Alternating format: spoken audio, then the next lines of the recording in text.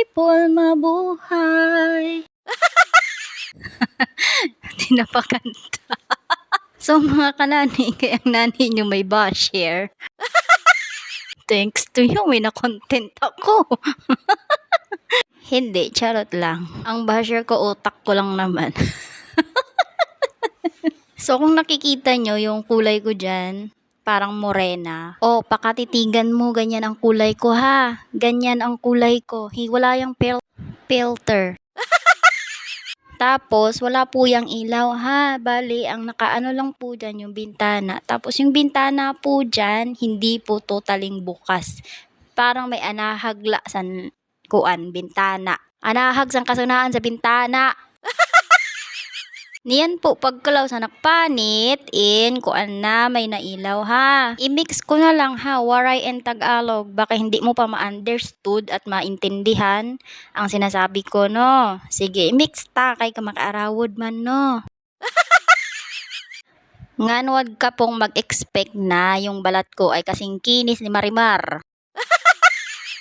Kasi pag nakita mo po yung balat ko, baka masyak ka po na ang daming piso. Mababash mo na naman ako pag nakita mo yan sa personal na maraming piso. Yun, wala yun filter, Inday. Ngayon ko lang nalaman na ang ilaw pala ay may filter. Kasi daw nasa abroad, automatic ng mga gamit, may mga may mga filter na para yung mga gamit dito. Oh. Ang alam ko lang kasi mga high-tech ang gamit. Pero hindi naman ako na-inform na lahat pala ng gamit nila ay may filter na. So, ang gawin mo na lang, kasi ikaw naman yung tagatingin pala ng balat ko, baka kapatid mo rin si Bika Bello, no? Baka naman, sponsor dyan, pang patanggal lang ng peklat. Para sa next vlog ko, nakakita ka na ng Diyosa. Hindi, charot lang. Baka gusto mo rin magpakilala na ako sa'yo, buong katawan ko ipakilala ko sa'yo, gusto mo? At yung ilong ko po, hindi po yung katangusan. Sakto lang na nakakahinga ako. Yan po, wala po yung filter, no? Hindi po yan sasabihin na may filter yung ilong ko, wala po yan. Nakakapagod magpakilala, uy. Dito na lang ako sa ginagawa ko, yung naglilinis ako. Mas komportable ako dyan kaysa sa pag-usapan natin yung sarili ko, no? Kasi wala po tayong mapapala. Pag-usapan natin yung sarili ko, hindi po tayo yayaman dyan. Ayoko po kasing mangumpara kasi ang dami namang babae dyan na makinis, walang peklat, patangos ang ilong. Ay nako, maraming ganyan. Kung sa'yo po ako ikukumpara, o di kayo na lang po ang mag-judge.